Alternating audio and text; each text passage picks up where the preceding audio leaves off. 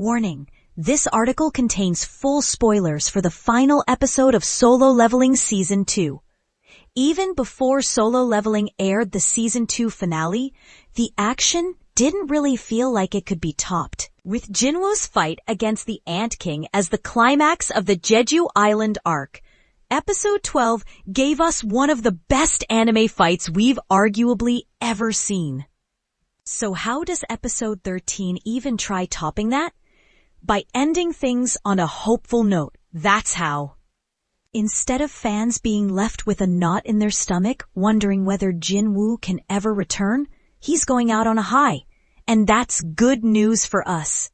Whether Solo Leveling Season 3 comes our way remains to be seen. More on that later. But Jinwoo's not done facing down his demons, including some more mysterious faces. You know he does. Instead of leaving, Jinwoo decides to stay on Jeju Island, eliminating all the ants that are left. In the process, he's able to reach the 100th level.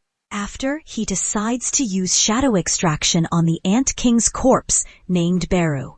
This might feel familiar to you, and that's because we saw something similar in the Season 1 finale.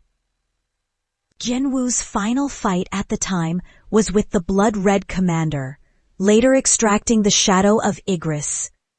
He's got a different issue this time around, though. Where Jinwoo couldn't extract Igris's shadow the first time in Season 1, he finds an unexpected darkness when he tries with Beru in Season 2. What does this mean? We don't know yet, but it's likely going to cause more issues later down the line for Jinwoo.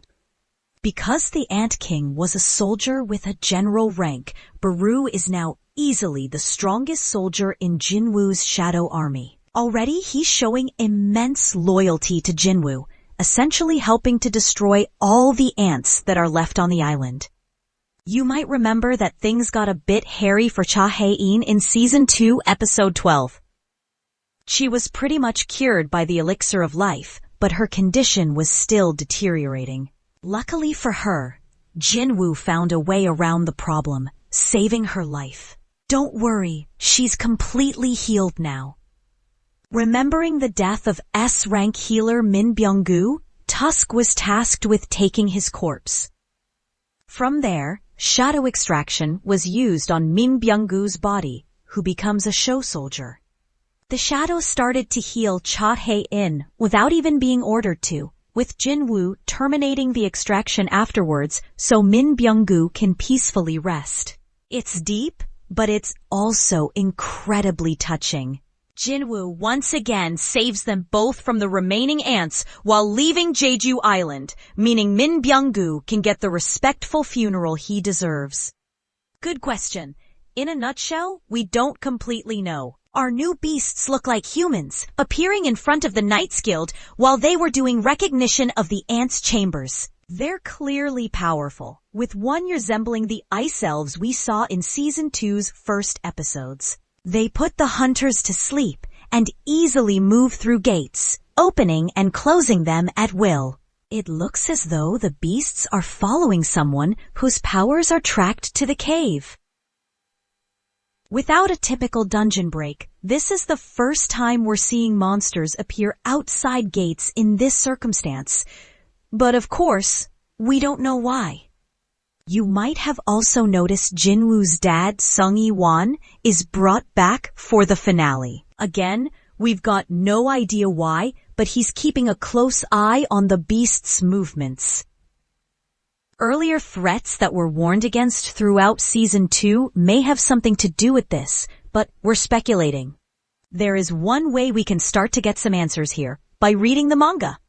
Fans will know these beasts are called Monarch of Fangs and Monarch of Frost, and are officially introduced in a future arc. Now here's where the news isn't as great.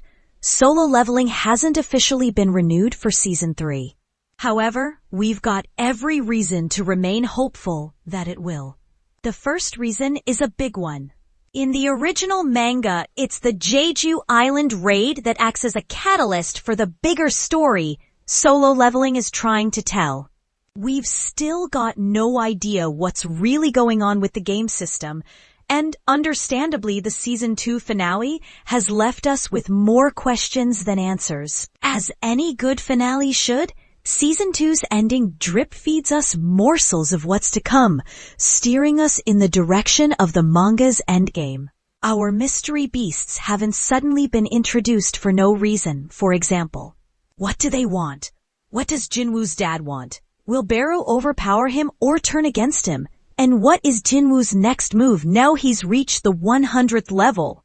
These are all burning questions we need answering as soon as possible, but these are just the tip of the Solo Leveling iceberg.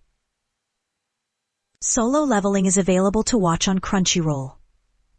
Check out more of our fantasy coverage or visit our TV guide and streaming guide to find out what's on. For more from the biggest stars in TV, listen to the Radio Times podcast.